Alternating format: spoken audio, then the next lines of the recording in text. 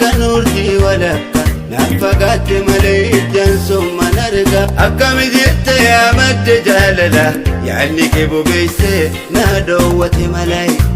yenna aduun baatee idduma jirtutti qilleensa bubbisuu lafaaf saamaa itti nagaa koon siif dhaama yaa bareeddu biyya koo hayyuma keeti yenna aduun baatee idduma jirtutti qilleensa lafaaf saamaa itti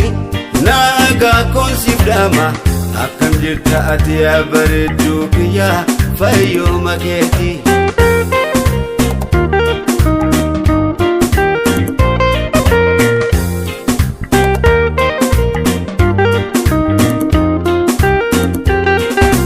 Jaalalli keettana hidhate kophaa koona baasina marachuu barbaade ulfina jaalala otonuma beektu akka nama beeyne maaf garaa jabaatte eefollaalee irra yaada kee kan ta'u an sirkadhu malee si dhabuu dandayu duute gabriin seenne otoo lubbuun jirtu onneen koonsa baruu garaan koosin obsu garaan koosin obsu fuulli kee bareeda nama hawwisiisa addi keettis darana gaara nama raasa onnee jaalalaatu siina yaadachiisa hirriba siif dhabe eessa hin gachiisa wanta waliin dabarsineetu karaa koraasa hirriba siif dhabe maal godhe hin gachiisa.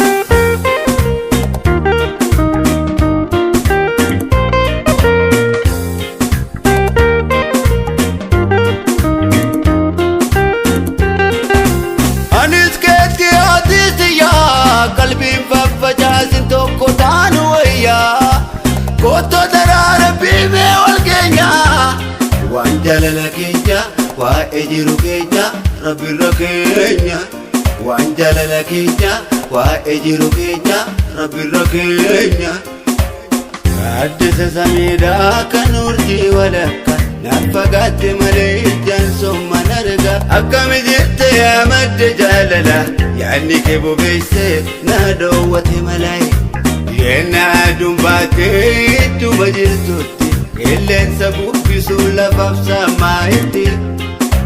nagaa koon siif dhaama yaa bareeddu biyya koo hayyuma keeti yenna aduun baatee idduma jirtutti qilleensa lafaaf saamaa itti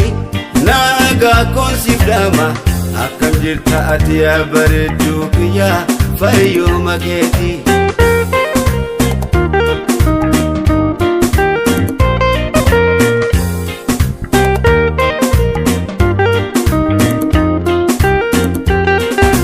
Jaalalli keettana hidhate kophaa koona baasina marachuu barbaade ulfina jaalala otonuma beektu akka nama beeyne maaf garaa jabaatte eefollaalee irra yaada kee kan ta'u an sirkadhu malee si dhabuu dandayu duute gabriin seenne otoo lubbuun jirtu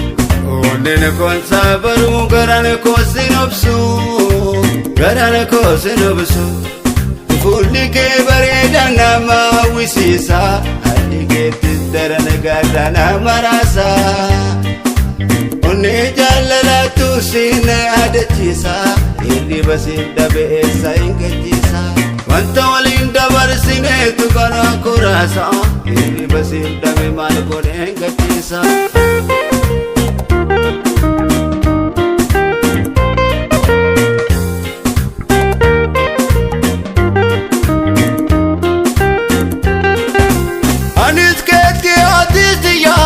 Qalbiin faffacaasin tokko taanu wayyaa